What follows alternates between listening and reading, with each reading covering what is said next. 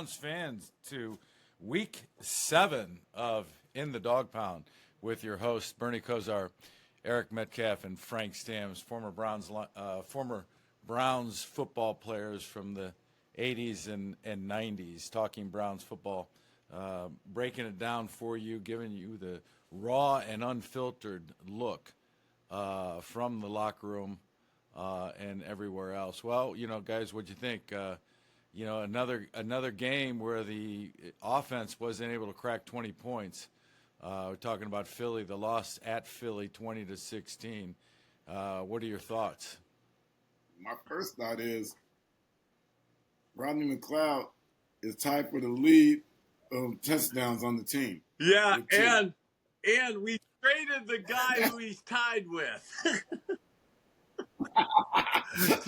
Our So now we have to lead by himself.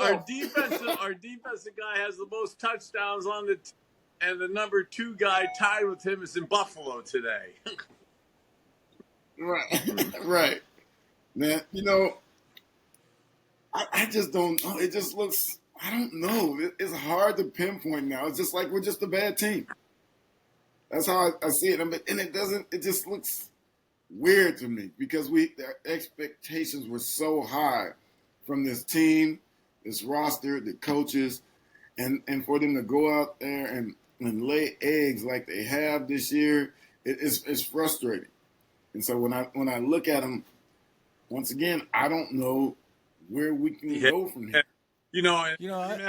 I want to be positive. I want to have fun today. But when you think of games like this, and thankfully, almost never, I don't even believe being 1-5 in the start of any of our seasons like that, to remember stuff like that and how you go through it, especially with the expectations that was going into this game and this season. It's incredibly discouraged. And then to see, we said it as a joke, but to have Rodney McLeod and Amari Cooper tied for the team lead in touchdowns with 2.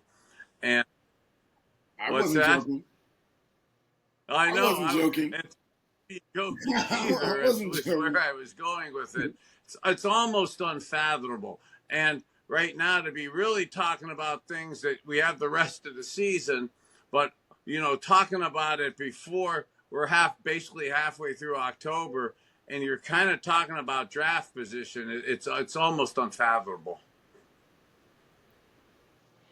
I don't want to. I don't want to disagree with you guys. I mean, you guys, all the years of experience and playing the game. But, I don't, Met says, the expectations were high.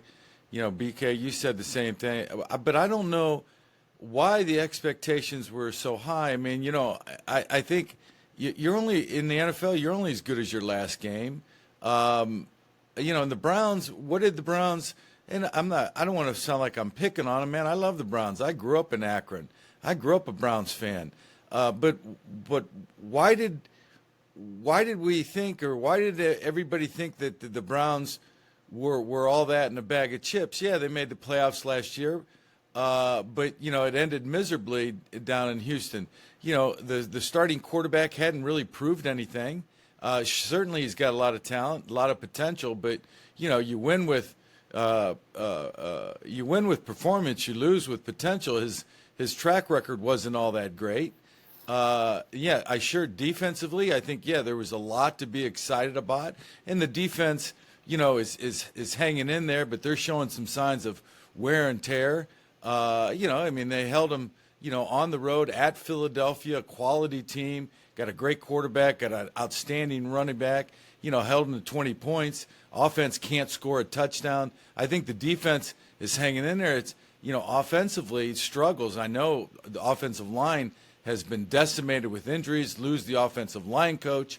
But man, to me, and I like the guy. I've met him a couple of times. I'm sure he's a great guy, but damn it, where's the fire from our coach? And I'm hearing a lot of frustration.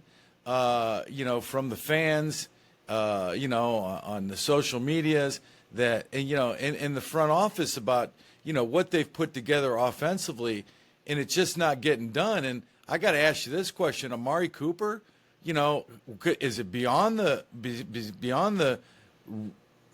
reason or belief that was he couldn't possibly have been dropping those balls to get out of Cleveland? I can't think that was that. Hey man, why is that something that has crossed my mind? I mean, I don't believe that is the case because I don't think anybody would do that. But but it's like, damn, it's just like these balls are being dropped all the time. Now he's going to go to Buffalo and go for 900 yards in the last half of the season, right? And we're going to be disappointed, and then we're going to blame the quarterback in Cleveland. Yeah. Well, Frank, you had like 7 questions within that last I know, statement. So, I know. So, bro, if you could just seriously pick 1 or 2 questions, because let's go with the last one I answered. Hey, I mean, Amari Cooper did he? I mean, obviously, did he want out, or was this a Browns? Did the Browns initiate? Hey, well, he said he posted the other day, "Move or rust." And that was before he got traded. He posted "Move or rust," so he must have wanted out because he felt like he was in a situation where he wasn't being used or whatever. That's what I gathered from that post. But at the same time, you're saying move or rust, but you're dropping the ball just as much as you're catching it, right? And so you can't put that on the quarterback. You can't put that on the scheme and plays that are being called because you're dropping the ball. Your job is to catch the ball, and you're dropping the ball. In the first 3 games, he had one more catch than drops. Yeah, so like with Amari and that, there's no question he's not playing at the level that he played at last year, but there were flashes from a really struggling to bad offense this year at best. He did show some of the few positive signs that we had with his few touchdown catches this year, but he wasn't looking right out there. He wasn't looking fluid. His feet were, I'm saying this to be funny, but his feet were heavy, like my feet were heavy. And for a fluid, awesomely fleet-footed route runner who is adept at moving and working techniques of cornerbacks, that was something that we haven't really seen much out of him. So right now, I really think there could be stuff like that off the field, which obviously it looks like is transpiring. But part of it too is this theme we've been talking about what is our personality and who are we as a team. And I've said this each week now. I love throwing. I love the spread. I love the shotgun. That's what I would prefer to do because it's more fun for quarterbacks. There's just no chance that our Cleveland Browns of 2024 are capable of doing that. And that's not an indictment of the Browns team. Most everybody in the NFL can't spread and throw all the time. And when we're trying to go between the spread throwing game that Deshaun likes from his past, and then we go back and forth between the under center running game that is more the Kubiak type offense that Coach Stefanski was groomed in from the Minnesota days. It's really 2 different types of personalities, and those type of personalities are showing now here. I know they're professionals. I know we're professionals. We're supposed to be able to handle that stuff, but in the heat of battle, those multiple personalities are glaring, and we're not being successful with it. And now we're on to week 7 or whatever it is at 1-5 right now, playing a 2-4 team that unfortunately the Bengals and Joe Burrow are coming closer together, and although they've had some issues offensively, nowhere near the issues we've had offensively. Yeah. And Frank, just like you said from a defensive perspective, our defense is held together okay, but it's showing some possible wear and tear right now. And unfortunately, the Bengals defense was abysmal their first 4 or 5 games. But last week against the Giants, they've got some help back at the defensive tackle with Rankins. And they're doing some schemes they're doing some newer schemes too the last week or so that has been causing our Browns issues. So unfortunately, their defense is getting a little better too right now. Browns fans, you are in the Dog Pound with your host Eric Metcalf, Bernie Kosar, Frank Stams, former Browns players talking Browns football. In the Dog Pound is brought to you by DraftKings. I'm a user. DraftKings, love it. I'm killing them in the baseball. Just been knocking them dead with the Mets and I hate to say it, but the Yankees. Score big with DraftKings Sportsbook. Download the DraftKings Sportsbook and app and use the code word DOG. That's code DOG, D-A-W-G. For new customers, get $250 in bonus bets when you bet just $5 and get 1 month of NFL Plus Premium. Only on DraftKings. The crown is yours. And it's not just betting the games. I mean, this week you can, Chubb. We can talk about Chubb coming back. An anytime score with. Wait, Frank, we got to go back. We got to rewind. We got to rewind. Yeah, right. Frank, we got to rewind. We got to rewind. Yeah. Ladies and gentlemen. Frank, you're not going on a 12-minute homily. And ask me Okay, wait. I just want to go. Just let me say one thing. One thing. Because Bernie, you masterfully were trying to segue into Cincinnati, and I don't blame you. But you mentioned something. Wait a sec. You mentioned something about the Browns being professionals, and I'm starting to question. They're smart guys. They can spell professional. They can talk professionally. They can, whatever, all the, act like professionals. But I don't know. Bro, please ask a question. I don't know it. I don't. I don't know if they're. I don't know if they're professionals. Hey. I don't know if they know what it takes to be professionals in the NFL. It's hard to talk about these games. And ladies and gentlemen, you're listening to In the Dog Pound, brought to you by DraftKings Sportsbook, the #1 place to bet touchdowns. Download the Sportsbook app and use code DOG. That's code DOG for new customers to get $200 in bonus bets when you bet just $5. Yeah. And before we even attempt to be professional, I got to go back to Frankie the Hammer Stams. Okay, trying to slide in real quickly last week that he can't make it a bet at all on DraftKings, and he is the reason why the stock price is up so high. On fire. Every football bet he takes, it's been taking the opposite. But then, for us Browns fans and for us Clevelanders in the Dog Pound, I must have TBI or CTE or I'm back drinking again. Because I think I heard the Hammer say that he's back making money because he took the game. Oh, yeah, I know. It's terrible. I know. Oh, my God. I think heresy. I just think that stage is too big in New York for the Guardians. But now we've got him back at home, and I do. Oh, that's Judas money. Oh, my God. Like, God, you got nails in a cross there? You're gonna hang Metcalf and Kosar to the cross? Easy. Huh? I tell you who I like this weekend is I like the U. I like the U, and I like Texas too at home against Georgia. Hey, we have just watched some really bad football when we're talking about baseball and college football. We're trying to move on quickly because we have been watching bad football. I want to talk about the Stefanski. I just don't, man. When I think of professionals, I think of I think of the guy. I think of a lot of coaches that I played for. I think that he knows.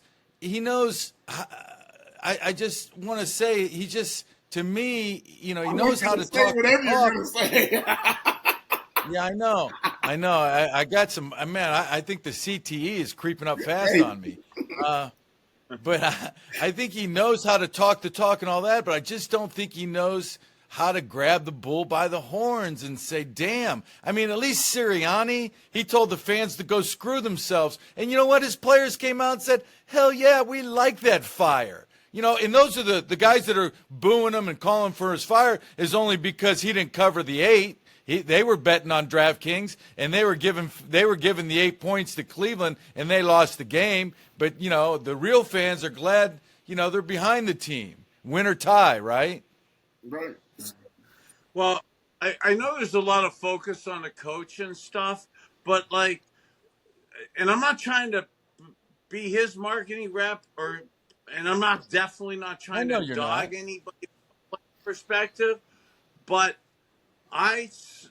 when I look at our team, okay, and I look at our lack of personality offensively in particular, and then I kind of look at how offensive teams they're ready to play against our defense. Yes, our defense has talent, but scheme-wise, offenses have been ready for that talent and that scheme.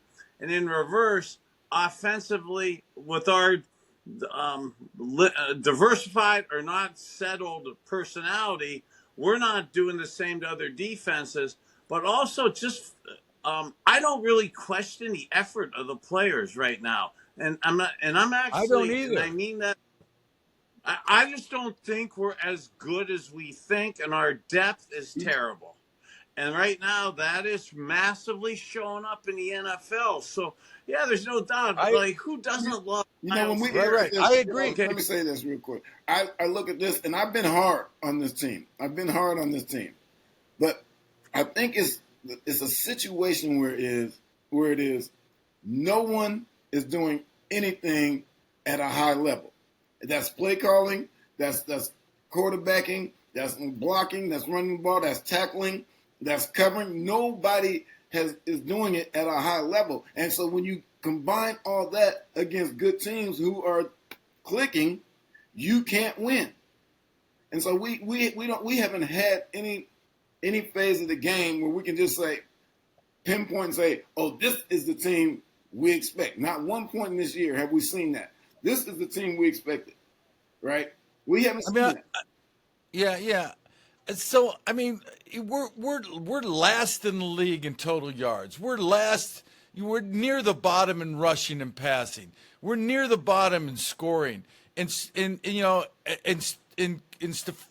Stefanski says, we're sticking with Deshaun because he gives us our best chance to win. I mean, I don't know. I don't know if there's an honest discussion going on up there in Cleveland. And I'll say one more thing about this Philly game is, with I think it was close to 4 minutes to go. Close to 4 minutes to go, Philly gets the ball, and Cleveland's down by 4. And a team, and they couldn't stop Philly. Philly ran out the clock, made them burn all the timeouts, and Philly finished the game. And to me, that was really disheartening. That is this. I mean, man, that just you talk about putting a nail in the coffin. It was right there. It's a tough situation, man. You played a lot of football. You know how this goes. You know how it goes, and it's a situation where it's like snowballing, and it just doesn't look good. And we look at it differently because we actually played for the team. You guys grew up in Ohio. You've been fans of the team forever, so you're harder on them, just like the fans, because you want a winner. You expect a winner. We looked at this roster in the beginning, and we thought they were going to be winners. I picked them to be 11-6, so I thought they were going to be winners. So that's what's hurts the most, because you think you have these guys on this roster that can go out there and do it, and it's just not putting it together. Here, let me play this for you. Hold on. Let me play this for you. Masterclass by Andrew Berry. If I have to hear that fucking line one more time, I'm going to be at the Clorox section at Walgreens. He got a third-round draft pick back for Amari Cooper. Congratulations! Hey, somebody put the fucking laser beams on Andrew Berry. Congratulations, Andrew. You really solved all the problems with that one. Not the $230 million quarterback that can't play fucking football, that has provided no joy to any Browns fan this season. Sorry for spitting all over the camera. Rooting for this franchise is a fucking joke. I'm tired of this bullshit. I can't wait for when Deshaun Watson Watson is no longer on this fucking team. So, we can edit that out if you guys want, but that's the frustration and this guy's wearing all his Browns gear. He's probably got $300 worth of Browns gear on his back. That's a Browns fan. And that's the kind of frustration that exists out there. And I'm trying to temper my frustration in this show because you guys are much more saner than I am. But I mean, we're 1-5, man. The season. Well, but Frank, like to the again 8 points you just made there in 12 questions. I'll go back to the first four. I gotta get my shit together. I think. I really like what Metz said. Okay, as much as I don't like that it's happening, and again, it's not to pick on everybody, but when things tend to go bad and you don't believe in yourself and you don't really, I do think you matter, but you don't have the self-confidence and the self-esteem. There's really no groups right now that are really playing good. And Frank, you started that homily with how the offense is so inefficient and stuff, but really your point was with 4 minutes to go in the game, we're down by 4 points, and Deshaun and the offense is going to have a chance to win the drive at the end. And offensively, yeah, we have been woeful the whole 6 games this year. But to more what Matt was saying, even though our defense is playing by NFL standards really good this year, and our offense has been bad, and you're frustrated with them, the point you picked out there was with 4 minutes to go in the game, our defense needs to get the ball back and not let them run the clock out for 4 minutes. And to Matt's part, even though the great defense, we're all trying to now do too much. It's not a lack of effort. I really love the effort and the attempts by it, but nobody's playing up to their game. So even a game that we had no business being tied 10-10 at halftime, and the football gods gave us a chance to just be down 4 and to have a miracle chance at the end. Nobody's up there doing the details of the assignment or making that play. That's Jimmy Johnson somehow, some way. And we don't even get to find out if our offense could do a 2-minute drive at the end because Philly just does what a good team should do and a good offense should do. And they do the 4-minute drill super effectively. If it makes that fan feel any better, Sunday after I watched the first half of the Browns game, I had to leave my friend's house and go watch the Cowboys game. So you saw both of them, huh? I saw both of them. You're the bad luck guy. Must be me. But yeah, it's a brutal situation. I don't know what they do. Do we think that Andrew Berry is saying let's get rid of Amari and worry about next year? Is that what we're doing? Are we just trying to? Yeah, right. Is that what we're doing? I mean, hope springs eternal. Well, look, there's a lot that goes into the rest of the season, and even us doing the podcast, there's plenty of time to get into this. But the trade deadline is November 5th, okay? I really don't think this is the week to start talking about this stuff with the Battle of Ohio and Joe Burrow. And as remote as our chances are in single digits of going to the playoffs, somehow, some way, trying to be 2-5 by Monday morning as opposed to 1-6. But with the trade deadline being November 5th, and whether we win or lose this weekend, the inevitability of what's going to ultimately happen with our team in late, in terms of a reset, we really are trending towards a rebuild right now. Right, because I don't know what we do to win games this year. It's going to be the same product going out there on the field. And the teams I know what we do. And the teams that we're playing at the end of the season are better than the teams we played in the beginning. And so that's what's going to be hard. So I don't know how we go in there and win. I said a few weeks ago, if we weren't 4-1 at the end of the first 5 games, it was going to be a problem because I looked at the schedule and I thought they might not win another game. All right. Well, there's some rankings coming out, and it's now some mock drafts coming out. literally have us picking first in Right. the draft. Okay, they have New England Patriots behind us in some Mm-hmm. mock drafts. That's really the national perception of us now, and I don't want to feed into that because I am.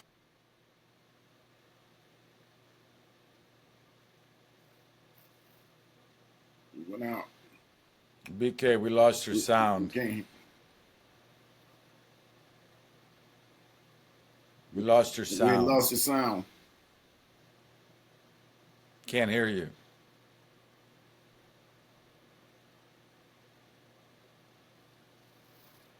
Well, anyways, he mentioned, let's wait till he comes back on. Mentioned, I think, Eric, you mentioned don't know what to do. I mean, I know what you're saying, and I don't, mean to say that I have all the answers, but I'll tell you what, it starts out with just out-toughing the opponent defensively. And you out-tough the opponent, then you start creating turnovers, in my opinion. You start creating turnovers, you're giving the offense better field position or a better chance to succeed. Defensively, that's what I know. 3 and outs, put your offense on the field. Unfortunately, they got to try and do that against Cincinnati, who, excuse me, is I think trending, has gotten a little bit of their shit together. They started out poorly, but they're able to score some points. They scored some points a couple of weeks ago against Washington. I think it was last week. They win the game, I think, at New York.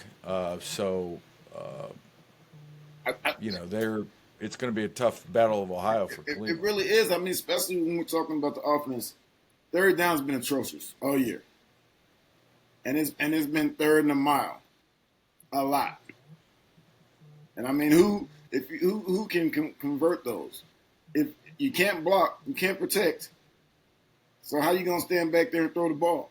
Whether the quarterback's throwing the ball well, whether the receivers are gonna catch it, we don't know. But third and 9 plus average, right? It's gonna be hard in the National Football League, and people got to know that. And so people want to blame Deshaun. Guys talks about he can't wait till Deshaun's gone, but he was 16 to 23, right? He's 16 to 23. That's not bad. 16 to 23. The problem is we're not able to do anything right consistently. We get some flashes, and that's from everyone. That's from everyone. That's play calling. That's players on the field. We get flashes, but we don't consistently do enough things well to win games, to even give ourselves a chance to win. Right? And that's what makes it hard. That's what makes it hard to watch as a fan, as a former player, is that we're not giving ourselves a chance. At least give yourself a chance. Because third and nine, I don't know how many people, I mean, in the history of football, what is the percentage of people getting third and 9? Yeah. Well, to avoid third and 9, you got to win on first down. Right. We're behind the chains all the time. Right. They're behind the chains all the time. Committing too many penalties. What else? What else are they doing? Dropping the ball. It's just dropping the ball, missing not throws. executing. Right, and it's the little things, and and this is what we talked about going into the season. These are the kind of things that I thought the Browns were lacking. That a couple of the preseason games. I know that's not really a great indicator, but that first game of the season they had a lot of penalties against Dallas. They were playing behind the chains, and it just seems like it hasn't gotten any better. To me, you got to have a coach that can right the ship, because it's just the players. I don't know if they are able to. They can't. They're not.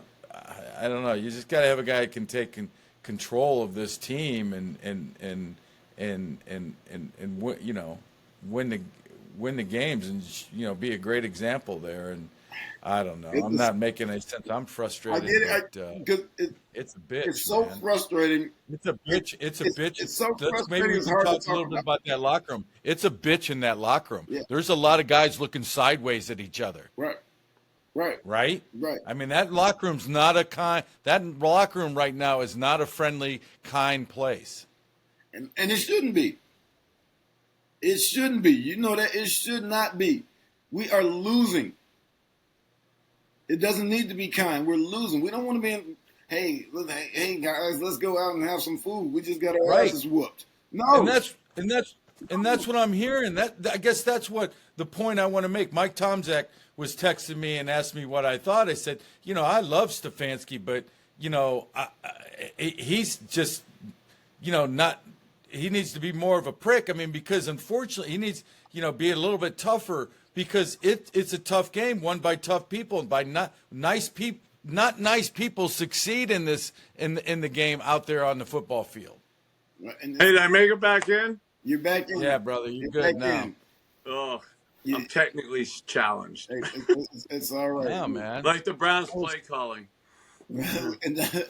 Hey, right. And based on the personnel that we have out there, I don't think it suits them. So I'm with you on that. It's not suiting them. And BK, as you went off, we were talking about them being behind the chains and 3rd and 9 a lot. Yeah. 3rd and 9 plus a lot, leading the league in that. How are you going to complete those passes? How are you going to get first downs when you're always in 3rd and long? Yeah, and for us right now, anytime I see us in shotgun spread, for sure, if there's no backs in behind the center and they're spread out, it's a terrible feeling for me. But the inability right now to get any guys down the field, okay, and hold up any amount of time in protection. The defenses know it. So they are absolutely squatting and playing disrespectful coverages way too tight to make it almost impossible to execute those 3rd and 8, 9, 10s, and 10 pluses. And even though I don't believe we're going to be exciting nor consistently effective in the running game, okay, at least that dissipates a lot of those situations and it gives us somewhat of a chance in them 3rd and 2s, 3s, or 4s. Right. So you could get in some type of regular formations with some tight ends, or you don't have to go down the field where a quick throw gets it, because it's going to be like this for a while. Right, because we haven't really been in situations this year on 3rd down where the offense trots to the line and the defense doesn't know if they're going to run or pass. Haven't been that many of those situations. Most of the time, 3rd down, we're shotgun, and we have to throw it. Right. We have to throw it early in the year, and even early in the year, we were shotgun on just about every situation. But just last week, on the few times we got into 3rd and 2, 3rd 2.5, 3rd and 3.5, we actually stayed regular under center type plays a couple times, and we actually got the first down. Right. So those are the situations we actually got to gear towards. Okay, so that we're not set up to be a sexy team right now. Right. All right. Speaking of sexy, Mr. Sexy's coming back. Yeah. Your former Mr. Sexy. Yeah. Right. Mr. Sexy, Mr. Chubsy, Mr. Chubb is coming back this week, from what I understand. What are you guys' thoughts? Well, I'll start out with that. Okay, if I see Nick Chubb coming back and we're still spread out, and it was like parts of last year, and he split out to the sideline like I used to, and I loved Ernest Miner, but before Eric Metcalf came here, we would split out the halfback all the time there, And that was before the world and the league did no back and one back. But right now, everybody's doing it. So I don't want to see Nick Chubb split out. I'd love to see him do what he's been doing in the last few years at the running game with the under center belly plays to do that. But right now, I would caution everybody that's for Nick Chubb to come back. It'll be an emotional pickup, I believe, for the team. But I don't want to see him get overused too early. Right. I don't think fans should look at it like Nick's back, we're going to start automatically winning games. Because we still have the same problems with whether we're going to run the ball or pass the ball. We still have the same problems up front. And so that's still going to make it hard on him unless he's going to go play guard or tackle, which I don't think that's going to happen, right? And so we need – I look at Frankie. We need everybody to be the best player they can be each and every place. So once again, we can get to those third and short situations because we seem to be successful when we get to those situations. Hey, and with Nick, and because we're 1-5, okay? If we were 4-1 or 5-1, and this is a Super Bowl looking team, okay, that may be a little bit of a different mindset. But he's coming back from a tragically bad knee surgery, and the Bengals are going to be overly focused on him too, and they're going to know when he's in the game, especially when we're under center, okay, that it's a running play probably geared towards him. So in the spirit of trying to help him get into the game early, and this is coming from me who wants to overuse my best players. So I would absolutely be hard-pressed not to be giving him the ball, but I really think it'd be in his interest and the team's interest to see how they're going to play him a little bit early and maybe a little decoy / under center play action or bootleg off of it so that the first couple plays of the game, we just don't send them to the sacrificial lambs to get crushed running the ball right up the middle because the Bengals will be flying towards him early and trying to put hits on him. And just for the young man, I don't think he needs to shoulder all of the burden of the bad start of the season. With that in mind, does Stefanski trot him out the very first offensive play? What's that? I said, with that in mind, does Stefanski trot him out the very first offensive play? Yeah. So if I did that, I'd be play action faking and throwing a bomb and having him check down right in front of me for that. If that was the case, and that's actually what I'd be heavily spinning in my head right now, is I would be play action faking it to him, having him in the middle of me too, so he could chip and drill that big defensive tackle Hankinston, I think, who came back for them, and they got Trey Hendrickson and some of those bigger linemen. So I'd actually fake it to him, let him just sucker punch, chip somebody, and then put him in front of me for a check down. I think how about it would be a wonderful first play. What's that? A flea flicker would be a wonderful first play. Yeah. Oh, yeah, I like that. Yeah. How about a halfback pass? Can he throw? See, but that's the type of things where we got to really be careful because, that's Marty Schottenheimer used to coach me up. Let the guys do what they do best.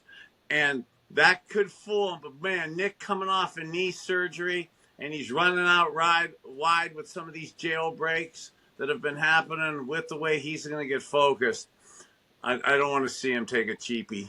No, I should have. And just keep backing up and then throw that shit. I should have said I was only kidding. I think a halfback pass would be terrible. You put him in a bad, like you said, a compromised position there where he can't protect himself on a hit. Okay, so Cincinnati's coming to town. Joe Burrow. Bernie, I know people want you to break down Joe Burrow, and then Eric, I want you to, I think people would love to hear your thoughts on their playmakers, Chase and Higgins. So, BK, what are your thoughts of Burrow now? What is it now? His fourth year? I mean, yeah, I know you're a fan. Unfortunately for us Browns fans who want to be 2-5 on Monday morning, Joe Burrow is notoriously a slow starter. He's actually started a little better offensively this year. Their defense has been the slow starters. I love his game. I love his game so much. I love how he throws, how he reads defenses, his presence out there.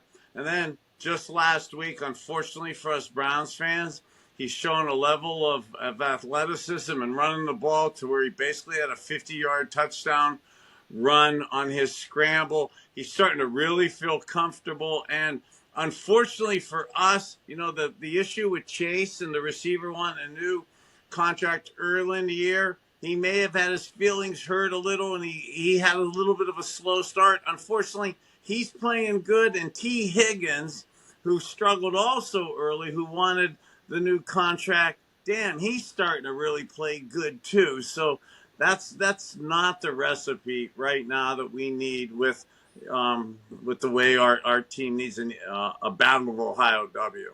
Hey, to piggyback off what BK just said, unfortunately for the Browns, that offense is starting to roll. They might not have won last week or 2 weeks ago against Washington, but they scored 30-something points. They won this past week. These guys are rolling. They have a connection. These guys, you have T. Higgins, you have Jamar Chase, who are two of the best receivers in the league, and they find a way to scheme these guys wide the hell open with one of the best quarterbacks in the league. Right. Yeah, I saw his touchdown to intercept ratio he's only thrown a couple of picks the whole year. I mean, the guy, yeah, he's a smart quarterback. Yeah, he's been exceptional with that. And then defensively, they're super lowly rated defensively. They're lowly rated to really bad against stopping the run. Been really struggling on third down, getting people off the field. So that should bode well for, what we should expect, or at least have a better chance offensively.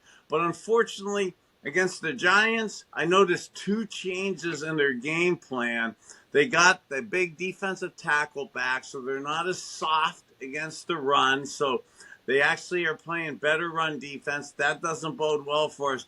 And then against the Giants, they added this kind of Brian Flores in Minnesota, who's a genius defensive coordinator, who is doing some massively creative things with blitzing, showing his five guys but they're not really press coveraging in some of these third down coverages that they added against Daniel Jones and the Giants last week. And those are some things that we've been really having trouble with in terms of protection. So the Bengals and Coach Lou, I mess up his name a lot, Anarulo, their defensive coordinator, but he's actually done a really good creative job filling in for some of their, I believe, defensive liabilities with some of their new safeties and stuff. And their scheme is getting a little more complex, and that doesn't bode well for us. We know when they get to town, they're going to come off the bus running stunts in games. They're going to get off the bus running stunts in games because we cannot block that. And so, like you said, they've been blitzing. They've been blitzing corners, safeties. They've been doing everything to get to the quarterback, and that's what we've been having problems with. And so it's going to be hard. Everybody's going to have to be on their P's and Q's to block it up, because you can make some plays if you can block it up. Yeah. But we can't. Well, obviously, we haven't been able to block it up. Well, I agree. I mean, they can't get in a track meet with the Bengals because the Bengals can score some points, and to date, we haven't been able to score. We can't even run the whole race. Yeah, exactly. From the defensive side of the ball, it's just absolutely imperative that they get to Burrow. And, what gives me hope is, the first game of last year, I mean, they got after him good. And, they won that game decisively, the Browns. So, they can do it. It's just a matter of doing it and playing physical up front and getting to Burrow. Because I don't think, and what do I know? I just don't think he holds I think, Bernie, what do you think? I think he holds the ball too long sometimes, but, that's part of his success. I mean, I remember them talking about Roethlisberger and trying to correct him from holding the ball so long, so he was getting the ball out on time, and his numbers went down. And he says, that's just not me, so they went back to saying, hey, listen, just do your thing. Well, I don't think he's trying to hold the ball too long, especially it'd be almost ironic if us in Cleveland was criticizing their quarterback for holding the ball too long with the way it's been going here for us right now. But I want to hold on, Frank, to that first game of last year and the pass rush that the Bengals offensive line was not able to handle from our Browns defensive line. Unfortunately, the thing I saw in that game was we had such hysterically awesome fans, and the crowd noise was at such a massive fever pitch with the opener. And Joe hadn't played any in preseason, and it was their first game, and crowd noise is an issue. And as much as we need, do we need our Dog Pound fans to do that again this week?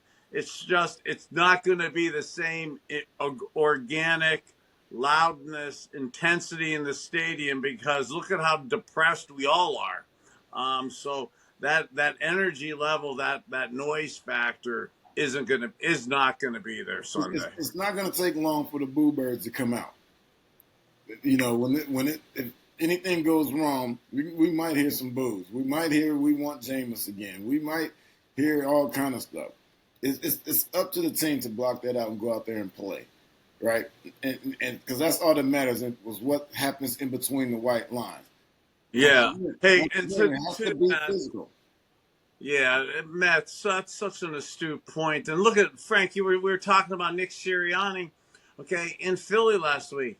They won, and he got booed and ridiculed and yelled at all game, and they won the game. And they were saying, fire Nick, fire Nick, fire Nick. Okay, and it may look bleak in Philly. It's worse here.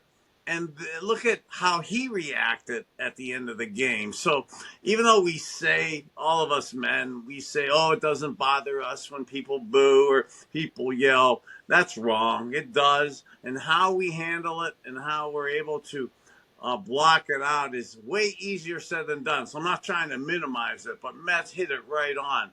It's going to happen, okay, and you got to be ready for it, and you have to be prepared to block it out. And when it does happen, as guys, that's really when you have to really be brothers together and be able to rally around and get it because you truly are the only ones that are going to really believe in yourself at that point. And unless at this point, they don't believe in themselves, right? Yep, and that's something we have to worry about, right? Damn, Matt, me and you spent way too much time together. That's a damn good point. Yeah. And really, you matter, self-confidence, self-esteem. Again, I'm not trying to pick on anybody, but it does not look like even right now they don't believe in themselves because we've seen the body language. We've seen the lack of production. We haven't seen any big plays. We haven't seen the intensity and bravado that bluntly goes with when you're challenged like this. Right. So here's a question I want to ask. And again, Browns fans, you're in the Dog Pound with your host, Eric Metcalf, Bernie Kosar, Frank Stams, former Cleveland Browns quarterback, great. Cleveland Browns running back, great. Played linebacker, special teams for the Browns from 92 to 95. Talking Browns football, giving you the perspective inside the locker room, on the sidelines, and in the press box. So your team's struggling. So if you're Stefanski, how do you manage that? How do you help your team? How do you put your team in the best possible position to win the game? Here, let me have that right now. This is, again, we've been trying to say this, okay? Nothing's going to be optimal. Probably nothing's going to be fun, okay? But losing badly isn't fun. And one of it is, again, I like the spread. I like the shotgun, but I don't see in any way that we could be good and consistent in that right now. So right now it's condensing the offense and firmly getting your personality so that you take away those situations that come up where there's those 8 to a dozen bad plays a game, and a lot of those bad plays are coming almost all from the shotgun spread type stuff. There's almost no productive plays from that. And I said it last week and the week before, when Stefanski's offense has been successful, there's been multiple tight ends, run the ball, play action, make some plays. Dink and dunk that way. It's okay. And like BK said, it's not sexy, but that's not who the Browns are. They're not sexy. They're not trotting out there looking like how the Commanders are looking with a college style offense. Yeah. And we don't have players to do that with. Yeah. So stop trying to do that. Yeah. Hey, I mean this in the spirit of levity, but just like our sponsor, DraftKings, the #1 sports book, the #1 place to make bets. And this week, one of the #1 bets is you could bet for touchdowns. So download the sportsbook app and use the code DOG for new customers to get $200 in bonus bets for just $5. But if you're betting touchdowns this week, the Cleveland Browns, that's not the sexy thing that we're doing right now. We need to be able to mitigate our mistakes, hold Joe Burrow down, and then try to get just a couple of scores right now, because touchdowns aren't the thing that our offense is going to be raining down on us. Yeah, so defensively, if I'm Schwartz, here's what I do. I give, back in the day in the 70s and probably early 80s, you guys saw this in the locker room, I dope all those guys up with like Black Beauties, speed, whatever, all kinds of frickin' drugs, whatever the frickin', like Lyle Zato, frickin' salivating at the frickin' mouth, and just dope the shit out of all of them so that they're just like mad as hell. And my point being is you gotta pressure Burrow, because if you give him time, he will pick apart the secondary with their quality receivers. And of course, I don't think stopping the Bengals run is a big challenge, but certainly you have to do that. And you got to put them in position where they're playing, like I'd like to say, playing left-handed. And what we've been doing is playing in those 3rd and 9+ situations where your chance of converting on 3rd down goes way down. And then, get some turnovers. Maybe a defensive score, help your offense out. So that's the way I see it from a defensive side. So, Frank, bro, I mean this in levity again, and I know you were just saying levity on all the other stuff, okay? That's got to take before the kind of, but sort of. Things have gotten better. So for the kids out there listening, no Black Beauties and speed and all that other words that you use. I don't even want to use them words, okay?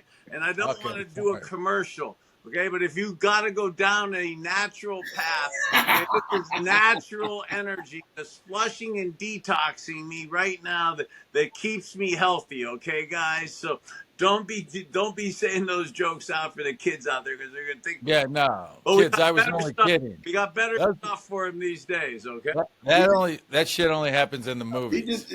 He just talking about the past, the old days, But the old days, you would see some of that. In the old days, you would see that kind of stuff. In the old days, my first year in the pros, I walk in at halftime.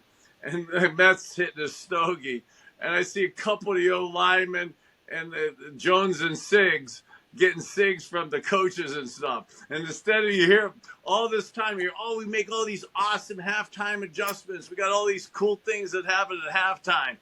I see like 10 guys over there in the corner hitting cigarettes. So I'm like, oh my God.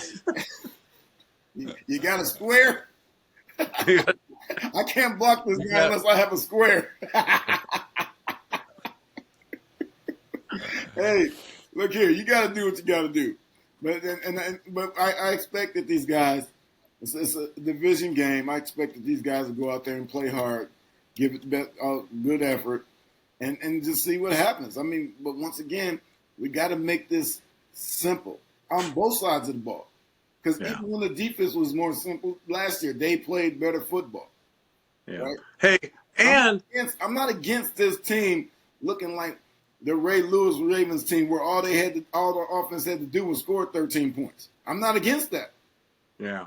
Well, and also too, everybody's got to player-wise got to realize now there's a couple things and dynamics that are going on. Yeah, the trade deadline's November 5th. Okay, you got a couple weeks to hold on for that. Yeah, your salaries are guaranteed now, but you are really playing now for next year in your position in life. Okay, and you could say, it's okay. I'm on this team here, and they suck, so I'll just get whacked, and I'll go somewhere else next year. The other 31 teams, they don't want players from this team. Okay, when you're losing and stuff. So all 53 guys on the roster, the 20 guys on the practice roster, there's 70 plus guys that they're looked at with jaundiced eyes. Okay, with leery eyes for other teams in the future. So you got to put plays on film right now. So even if you don't have the team attitude, even if you don't care about the organization, you don't care about the city, you don't care about the dog pound, you better care about yourself, because you are so much closer to doing this crap with us than being in the NFL. Okay, when you put performances together like this at the beginning of the season.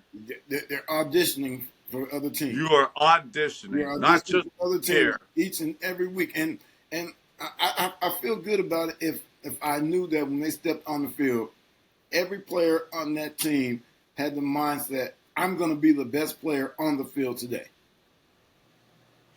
Hey, I kind of want to know, speaking of that, Matt, you're auditioning. You were talking about players being sexy. What makes a player sexy? I mean, I know you were sexy. Oh yeah. So, I didn't have to work at it, so I don't know what made me sexy.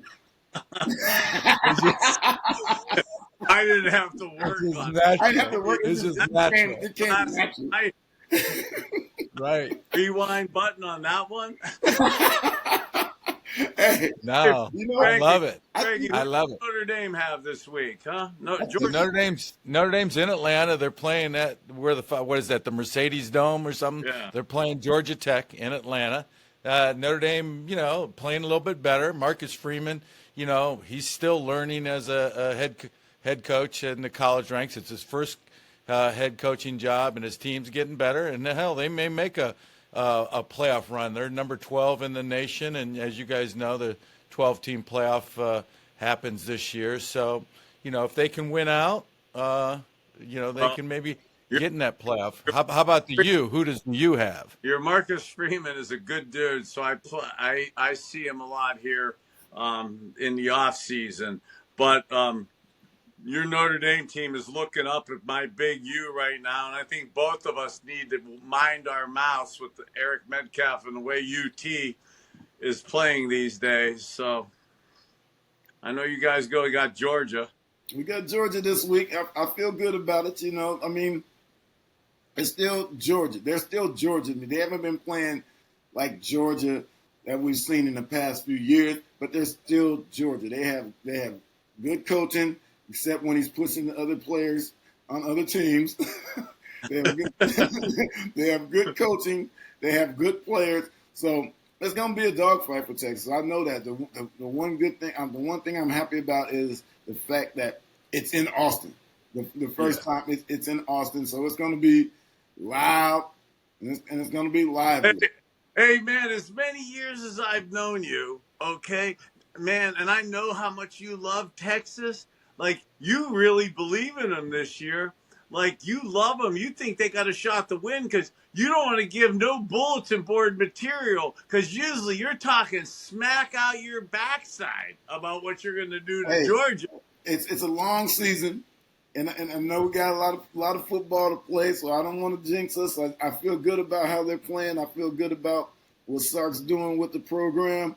And we're in the SEC now. They say all these games are tough in the SEC. We'll see. We got to just play the schedule, and I think at the end of the season, we got a shot. Okay. We got a shot. All right. With that nice, sweet. Well, wait, fans, I love the 3-team parlay right here. Notre Dame, Texas, Miami on the money line. It's a freaking natural. I love it. Hey, in our three teams in the playoffs. Oh, that would make fun. No, this weekend. I mean, that's got to pay like I would imagine maybe 3.5 to 1, a 3-team parlay. Oh, call up our DraftKings, man. That's right. And on our and use the code word DAWG, DAWG. Yep. Get your money. Our wagon is big enough. If you guys want to jump on it, come on. Hey, but could you do a parlay where you and the Texas team win? Because Frank, you only win when you're Benedict Arnold and you take the opposing team here, like the Yankees. No, the Yankees got no. They got no position in this bet. No, I love it. I love it. It's a natural. And I'm gonna put $5 on it. Well, anyways, Browns fans, thank you for joining in the Dog Pound, Week 7, recapping Philadelphia, the loss at Philadelphia, and previewing the Bengals at home. I want to, your host, Bernie Kosar, Cleveland Browns quarterback, great. Eric Metcalf, the sexiest probably running back ever to play for the Cleveland Browns, great. And linebacker, special teamer, myself, Frank Stams. Thank you for joining in the Dog Pound. Any last words, fellas? We never said, what do we think about this weekend? What's the spread? -6, I saw. Bengals are a favorite. Do the Browns cover? Don't feel good about this, sports fans. Yeah, the weather's supposed to be decent, sunny. So, they really don't have that to contend with as far as the Bengals. So, I'm afraid for the Browns. And like you guys have said, where's this bad train going to stop? And I don't see it stopping this week. And unfortunately, I don't see him covering the 6. I don't either. So. And the only chance the Browns have is limiting the Bengals to possessions, limiting their possessions. They have to limit their possessions. And when they are able to hold on to the Bengals, they have to make them drive the length. They can't give up big plays. Right. No big plays. They just keep going. Yep. It's going to be tough, folks. It's going to be tough. Don't bet with Frank. Who you got, Frank? You taking the Bengals in the I'm going to have to lay off this. You know what? I'll take the Bengals.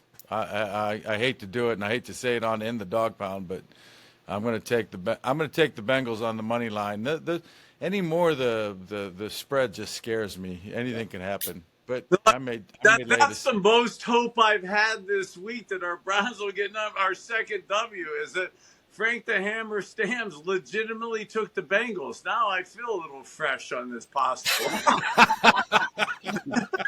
so you're saying there's a chance? Yeah. So you guys had me scarred last week from some of the locker room stories. I was having to take snaps of my centers with a little bit of too much excitement in them. Wasn't a shotgun back in the day, and I'm not lobbying for under center for any out of line reasons. And that's why BK got under center with a cock stands, because guys were looking through a hole in locker rooms. And I had to get away from. You had to get away. Hey, rest assured. Hey, seriously, rest assured, none of my centers were ever allowed by that hole. Yes, I had enough problems putting my hands under their ass. Okay. All right. Browns Nation, you've been in the Dog Pound. You matter. Go Browns. This is Alumni Media.